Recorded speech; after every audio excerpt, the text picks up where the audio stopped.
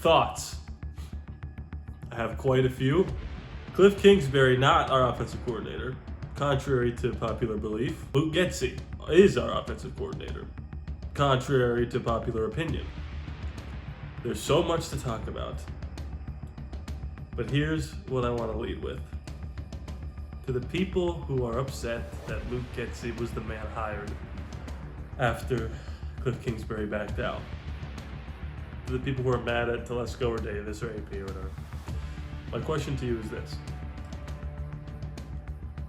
What the hell were we supposed to do? I don't know if you noticed, but the pool of coordinators is kind of thin at this point. And yeah, we put all our eggs into the Kingsbury basket. And yeah, it seemed to be a done deal, preliminary agreement.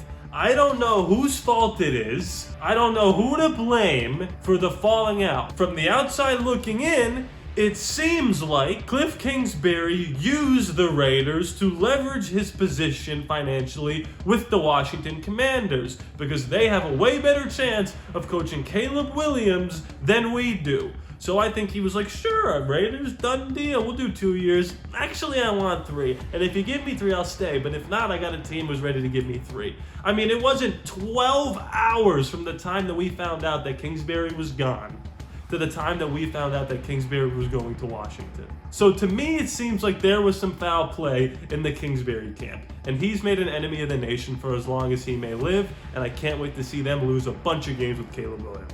What were we supposed to do if that was to be the case?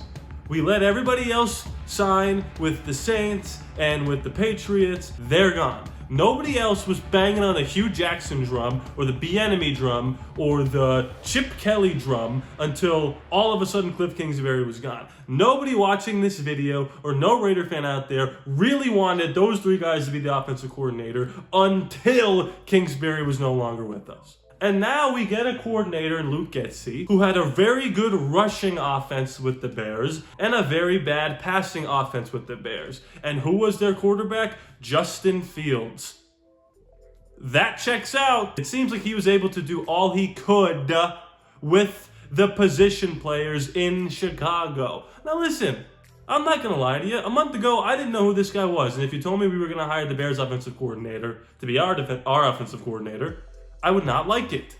But if you told me that we would have had Kingsbury, and then at the 11th hour he would have dropped out, and there'd be nobody left, and this was the only guy that was competent at the job, okay, well then maybe I'll take him. Why are people acting like this was our first choice? Now, if you're under the impression that Mark Davis is the one who screwed up the negotiations, totally fair. We have no idea what really happened.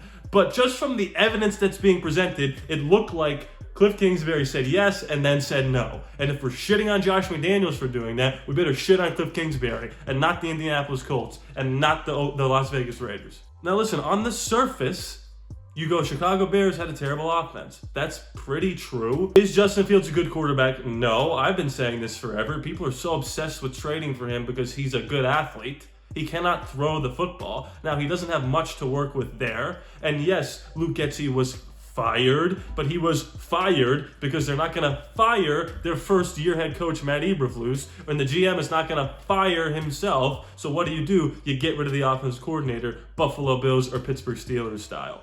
That's pretty simple. The Bears needed a scapegoat, and he was the scapegoat. Is Justin Fields going to be their quarterback next year? Absolutely not. So what does that tell you? That he was working with a quarterback that they do not want on their roster. Another thing you have to consider is that this guy was interviewing for other offensive coordinator jobs.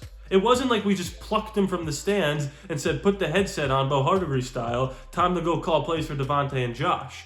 This guy knows how to call plays in the National Football League and has yet to call plays with competent people in those positions. And I feel like people are thinking, well, if we just get an offensive coordinator, we're going to win the Super Bowl.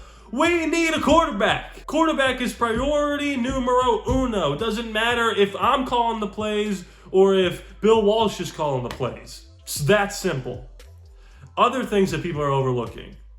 Do we not think Antonio Pierce is the right guy for the job now? Because he clearly wouldn't have signed off on this. Antonio Pierce probably interviewed with this guy. The guy probably convinced him that he could work with the people that we have. Probably gave him a quarterback plan. Probably gave him a schematic plan. And they were like, all right, Getsy, let's go to work. Because this guy isn't a scrub. He was the passing game coordinator and receivers coach for the Green Bay Packers when Aaron Rodgers and Davante Adams were there. So you don't think they consulted Davante Adams before making this deal and said, hey, what's your thoughts on your boy Getsy? Because if he said he's ass, then he wouldn't be the offensive coordinator. And all the guys that everyone else wanted to hire instead of him, Hugh Jackson, Chip Kelly, Pep Hamilton, right? All these guys that we should have hired instead of him after everyone else was taken up. Those guys don't have OC jobs. Nobody wants them. There's a reason why this guy got interviewed and Bieniemy and Chip Kelly and Hugh Jackson were only looked at by us. Because this guy is more qualified than they are. It doesn't matter what Hugh Jackson did in 2010 with Carson Palmer. It's a different league.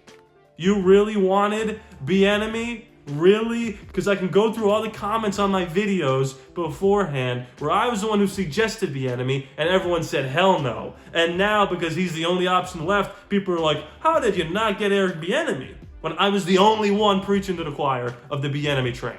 I'm still sick. Like physically sick. And I'm riled up. This is the most energy I've had in 2 weeks. And is this plan A, B, C? No.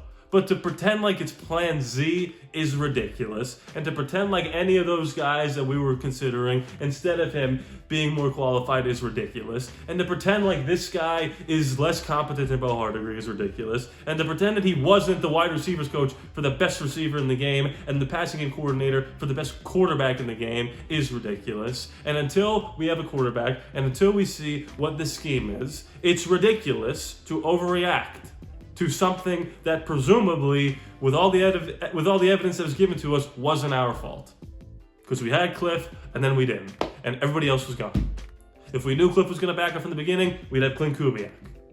Just is what it is. That's the way life works. That's how business goes. You have to settle for the next best guy, and he was the only one left of all those guys that was being interviewed.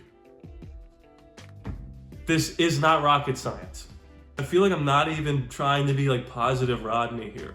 I'm not taking a positive outlook on this. This is just what it is. Those are facts. What I just gave you are facts.